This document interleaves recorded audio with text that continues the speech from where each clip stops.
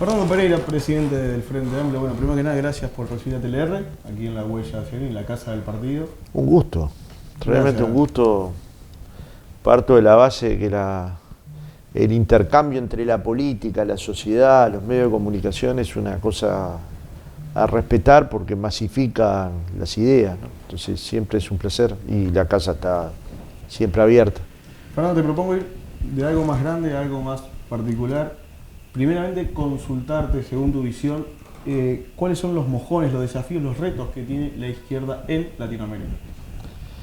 Bueno, muchos, pero un desafío es cómo encuentra canales de comunicación con la sociedad para que el proyecto progresista, que debería ser abarcativo de los sectores populares más amplios de un país, se construyan en planes de transformación nacional y regional.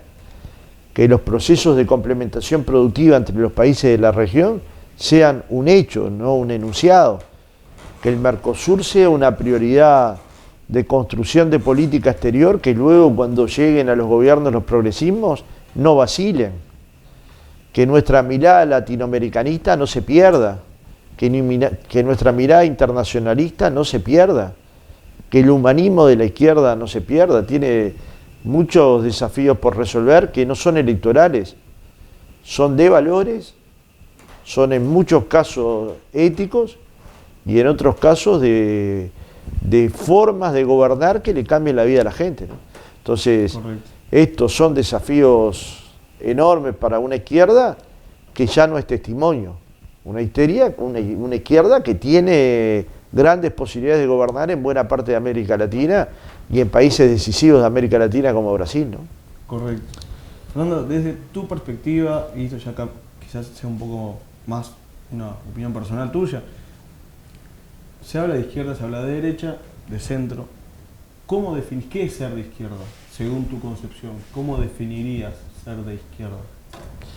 Y bueno, la izquierda es una forma de ver el humanismo en profundidad.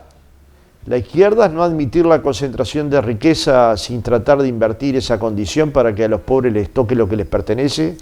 Y si a los pobres les toca lo que les pertenece, como dice el Papa Francisco, alguien tiene lo que les pertenece, ¿no?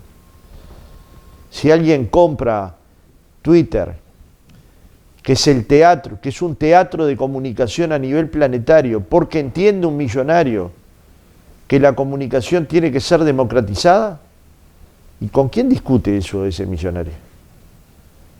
Para construir claves a nivel planetario.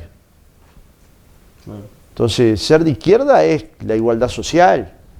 Ser de izquierda es ver la pobreza a las personas pobres con la necesidad de sacarlas de esas circunstancias. Ser de izquierda es distribuir mejor la riqueza. Ser de izquierda es admitir que hay gente explotada. Ser de izquierda es escuchar a la sociedad con cariño y mirar a tu patria con cariño y reconocerte en tu historia, pero también querer cambiar lo que está mal. Todo lo que está mal hay que transformarlo.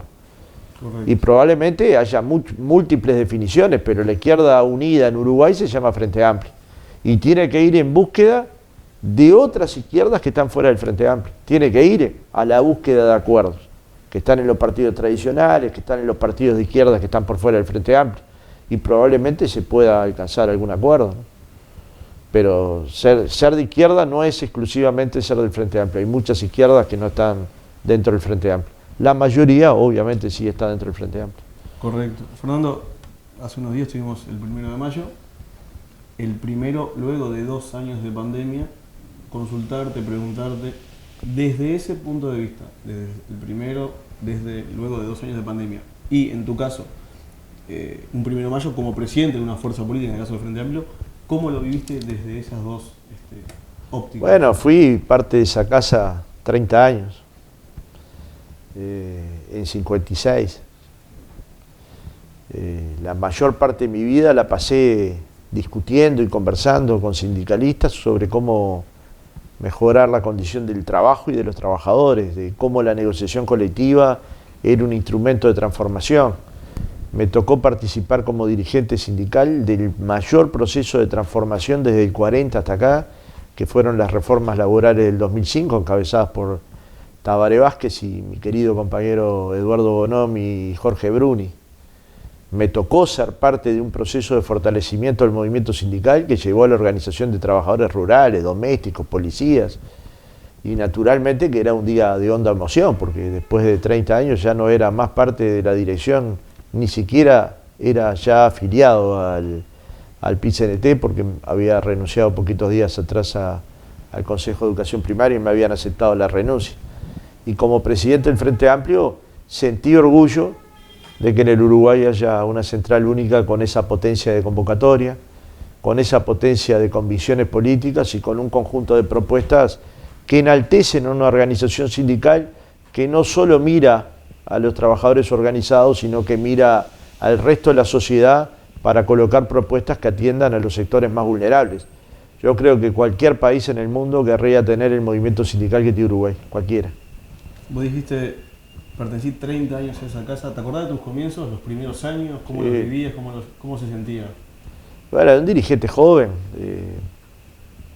y tenía la idea de cambiar el mundo y de que otro Uruguay era posible y necesario, y de que otro mundo era posible y necesario, y que la lucha de los trabajadores iban construyendo condiciones para que esos cambios se hicieran posibles.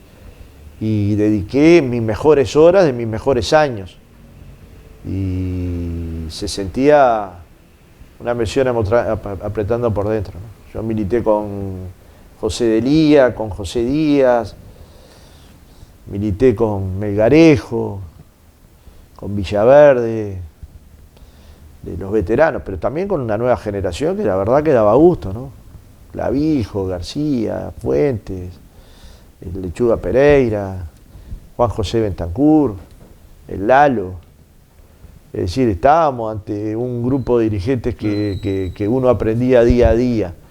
Y luego me fue tocando, tuve la posibilidad de ir asumiendo la formación del PIT-CNT, fui mucho tiempo responsable del Cuesta Duarte, y luego pasé a ser coordinador del PIT-CNT junto a varios compañeros, entre ellos Castillo, Puig, Ivonne Pasada, y luego pasé a ser presidente del PIT-CNT, el mayor orgullo que tuve como trabajador, y que yo creo que lo defendí lo mejor, con todas las herramientas, con todo el tiempo y con todo el estudio a disposición de la mejor herramienta que pueden tener los trabajadores uruguayos. Yo siento mucho orgullo de mi historia dentro del movimiento sindical, lejos de que la historia me persiga en ese tema, como algunos me quieren hacer sentir, ¿no?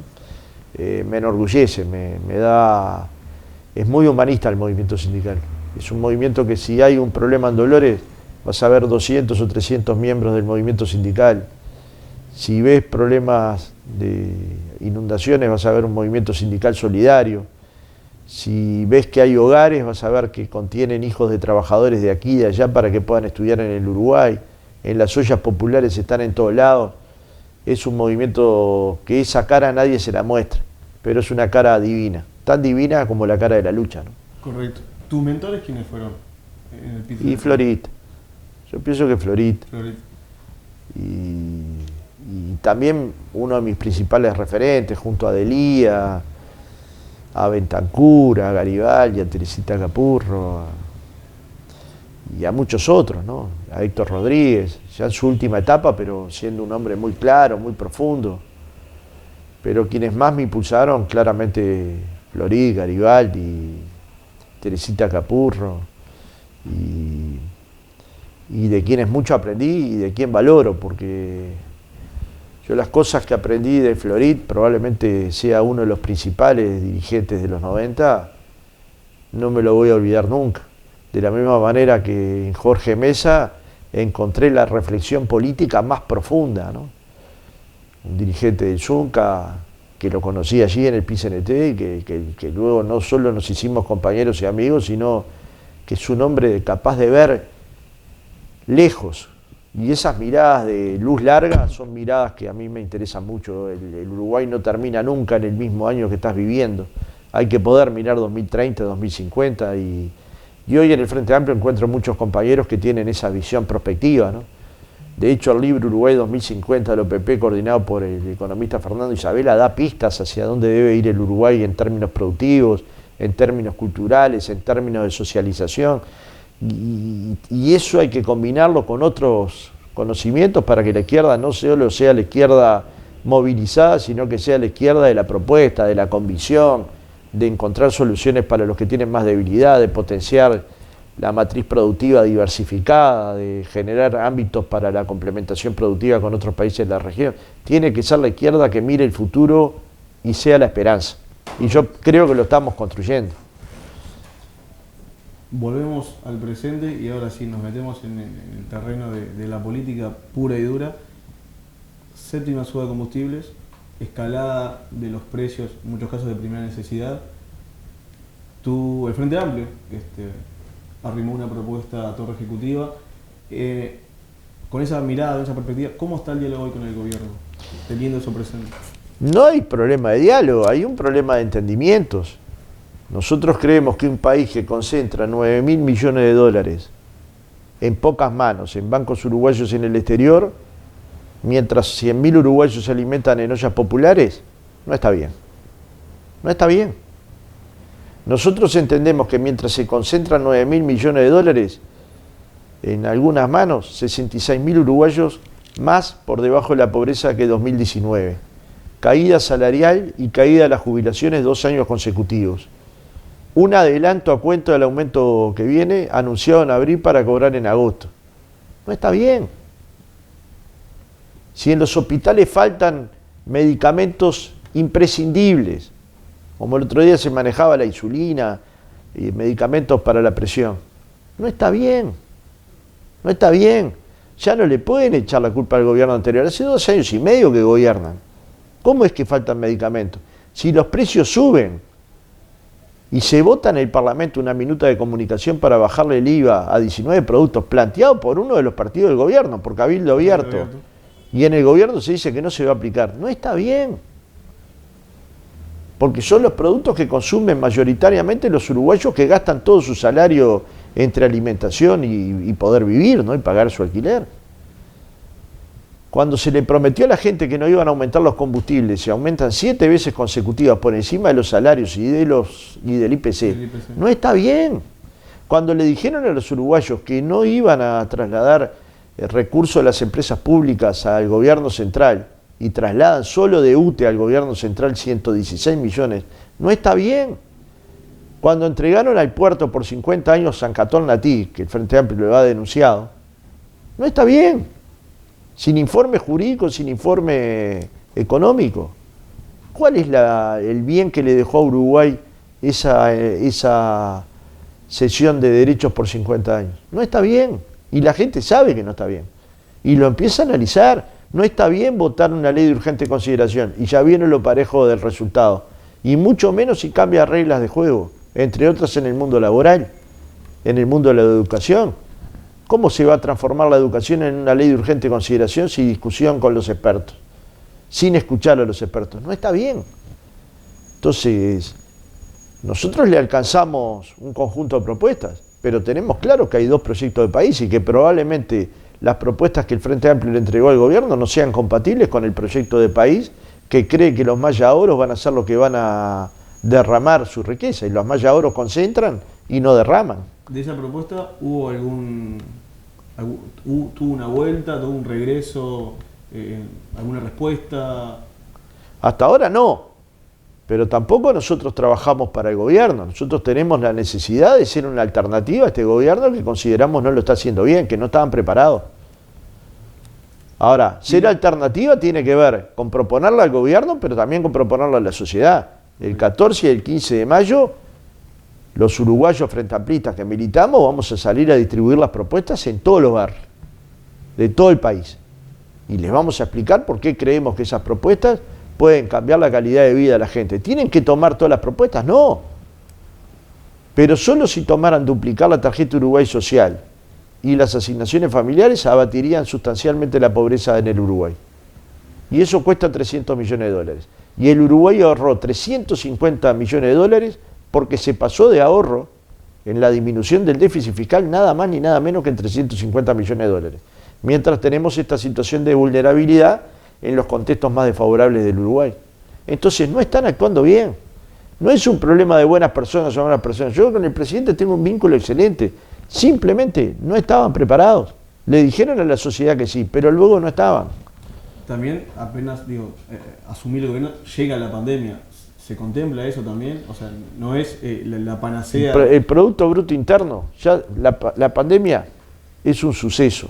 Se respetó, se lo apoyó, se convocó a vacunar, se tuvo una actitud responsable, que en algún momento el gobierno reconocerá. Los países que son pioneros en vacunación, me refiero que no solo tienen la vacuna, sino que la gente se vacuna, es porque todos los sectores de la sociedad llaman a vacunarse.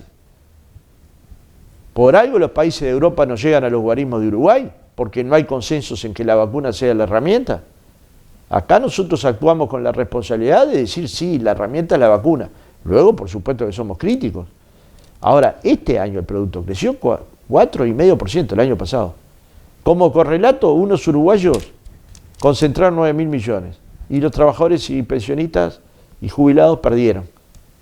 Las jubilaciones y pensiones mínimas. Los que ganan menos en Uruguay, los que viven con 16.000 pesos. O menos. ¿Usted cree que le tiene que bajar el salario a esas personas? Yo creo que no. ¿Está bien? No, no está bien. ¿Uruguay tenía alternativas para superar esto? Claro que tenía. ¿Tenía instrumentos para tener políticas compensatorias para abatir la pobreza en la crisis? Claro. La Facultad de Ciencias Económicas le dijo, si invierte 1% del producto en la pobreza va a evitar que 100.000 uruguayos cayeran por debajo de la línea de la pobreza. Claro que era una inversión importante, pero hubiera evitado 100.000 uruguayos pobres. ¿Cuál es la deuda peor? La social. Y yo creo que cada vez se alejan más de la línea de la pobreza. Estamos pidiendo una investigación sobre el tema. O sea, hay una línea de la pobreza que queda por abajo, pero tengo una tendencia a creer, por algunos avances que me han hecho sociólogos, que el alejamiento de la línea de la pobreza se estira. Y eso es un dato también doloroso, porque abarca niñas, niños, adolescentes, que después les reclamamos rendimientos educativos cuando no tienen alimentación necesaria, ni vivienda necesaria, ni baño, ni libros. Bueno, de esas 100.000 personas que estaban por debajo de la línea, un tercio aproximadamente eran niños y adolescentes, aproximadamente. Sí, es así, muy doloroso. La pobreza infantil aumentó en todas las franjas de edad, en todas. Más allá de los datos erróneos que han dado varios miembros del gobierno, entre ellas la ministra de Economía. Es simplemente leer la página del INE, instrumento que todos utilizamos como una estadística sensata y seria del Uruguay, ¿no? Correcto. Fernando, ya estamos prácticamente a mitad de año, 6 meses más y se nos fue el 2022 y llega el 2023 y estamos a la postre de nuevas elecciones. El Frente Amplio, ¿qué temas en la interna debe atender para volver a ser opción? Bueno, el Frente Amplio va a aprobar su plan político, que tiene cuestiones de programa, de construcción de programa, que tiene un pueblo a pueblo que se le denominó el Frente Te Escucha, que va a visitar todas las localidades de todo el país y va a visitar cada departamento en 4 oportunidades, y eso supone un esfuerzo adicional muy importante de la organización, pero que estamos en condiciones de hacerlo. La comisión de programa está circulando por todo el país también, recabando información de aquí y de allá para construir un programa pegado a la gente, pero este plan Te Escucha, el Frente Te Escucha, le va a dar más herramientas. Por otro lado, la Comisión del Interior está potenciando nuestro instrumento en cada localidad, en cada ciudad, en cada departamental. Y por otro lado, es la visión de país. Hay 2 modelos que se van a ver reflejados ahora en la rendición de cuentas. Porque todos nos dicen, estamos de acuerdo que tiene que haber políticas, ¿no? Los partidos del gobierno le proponen al gobierno propuestas. Bueno, cúmplanlas. En el Parlamento voten aumentos adicionales a la educación, aumentos adicionales a la salud, aumentos adicionales a las políticas sociales. Hay un momento donde los 2 modelos se van a ver con claridad. Este es uno. Sobre las propuestas ahora de la carestía, hay 2 modelos que se ven con claridad. Sobre las propuestas de asistencia social, hay 2 modelos que se ven con claridad. Y en la medida que la gente vaya sopesando esos 2 modelos, va a ir haciendo una opción. Y yo estoy convencido de que el Frente Amplio empezó a volver. Empezar a volver no es ganar una elección. El Frente Amplio tuvo una derrota de la cual se paró en 2 años. Y fue un referéndum con un conjunto de organizaciones sociales y perdió por 1 punto en el referéndum de la LUC. Entonces, ¿estamos en condiciones de generar un programa que atienda a los problemas de la gente? Sí. ¿Tenemos el elenco de gobernantes y gobernantas para llevarlo adelante? Sí. ¿Tenemos hombres y mujeres en condiciones de ejercer el gobierno y transformar la sociedad uruguaya? Sí. ¿Vamos a construir el programa popular y democrático construido con la gente y desde abajo? Sí. ¿Vamos a dedicar el 40% del tiempo de la presidencia a estar en el interior? Sí. Y si todo esto lo hacemos razonablemente bien, la gente no va a dudar, va a votar al Frente Amplio. Entonces el Frente Amplio sanó de salida porque se había esgrimido, bueno, que se había alejado de las bases sociales, del interior también. Y bueno, se está acercando y de hecho durante toda la campaña interna, durante toda la campaña de la LUC, se visitaron infinidad de veces las localidades, los departamentos, los barrios, las coordinadoras, las departamentales, y se va a seguir en ese esfuerzo, y es lógico y se ve que el Frente Amplio se empezó a acercar nuevamente a su base social. Por un lado, su base social propia, la militancia frente amplista en los comités de base de todo el país, y por otro lado, a la base social que sustenta un bloque político y social de los cambios, que tiene que ver con un diálogo de mejor calidad con los obreros, con los estudiantes, con los cooperativistas, con los productores, con los comerciantes, con los tamberos, con las organizaciones vinculadas a las escuelas, a las comisiones de fomento. Tiene que ver con un diálogo con el mundo productivo, y el Frente Amplio se va a hablar con todos, ¿no? De hecho, ya tiene prevista una serie de reuniones con Cambadu, con las gremiales empresariales que las está pidiendo, con el PIT-CNT, con la CUDECOP, con FUTBAN, con la Intersocial Feminista. De hecho, va a tener una reunión con el UI 21 porque el Frente Amplio tiene que reunirse con todo el mundo, porque es la representación plural de la sociedad uruguaya. Somos progresistas, pero estamos en condiciones de hablar con todos y con todas. La renovación generacional en el partido, es decir, si se entiende la vieja guardia, bueno, Uruguay sufrió la pérdida de Tabaré Vázquez a nivel político, a nivel social, Mujica, Astori, que quizás ya no orbitan de la forma que estaban acostumbrados por cuestiones de biología, de la edad, se han visto relegados, pero continúan aportando, pero hay una nueva camada. ¿Cómo está la reforma generacional en el Frente Amplio? Bueno, hay que impulsarla.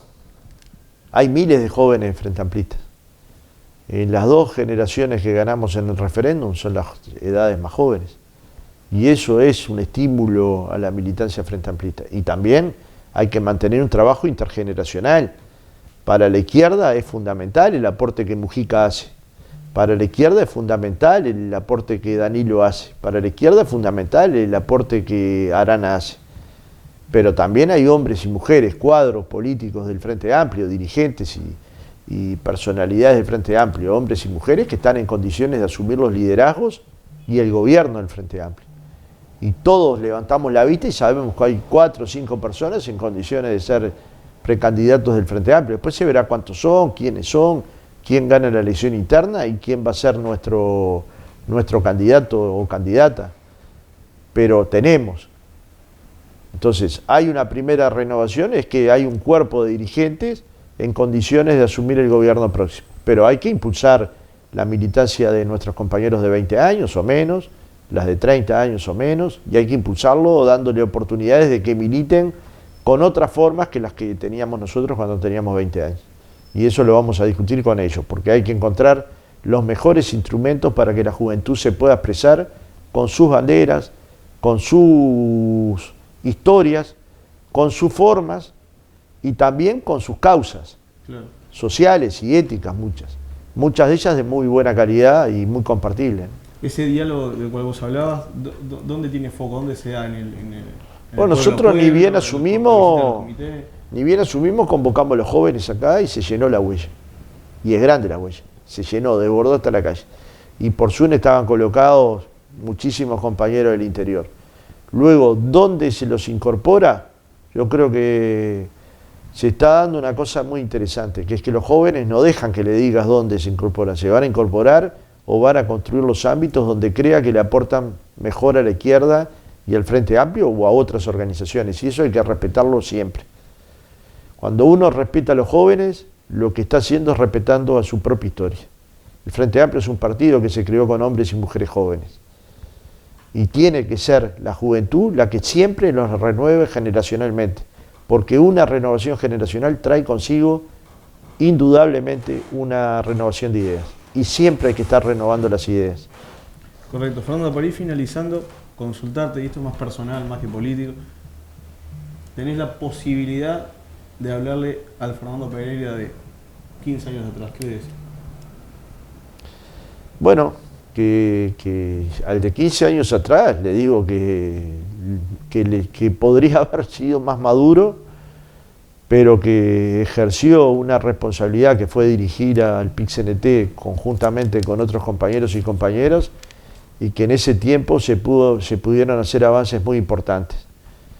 Que no ha cambiado en lo sustancial, sigue siendo humanista cristiano, sigue leyendo los libros de reflexión política, de filosofía, de pensadores y también las encíclicas, sigue creyendo que el conocimiento es la suma de múltiples aportes de hombres y mujeres que hay que escuchar con atención, y a ese hombre le diría que no pensaba ser presidente del Frente Amplio y que acá está, dirigiendo el Frente Amplio, y que probablemente ese sea el principal honor que un frente amplista pueda tener.